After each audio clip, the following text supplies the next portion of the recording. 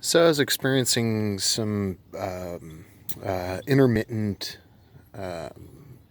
shutdowns when I was driving over the past while, and then this morning, this '98 Honda Civic LX just wouldn't start.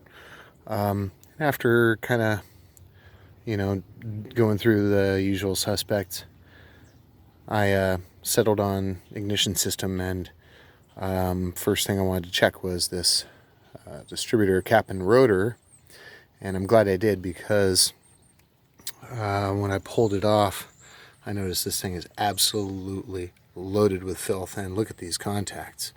I mean, they're obliterated. This very well may be OEM stuff here on a 200,000 mile car.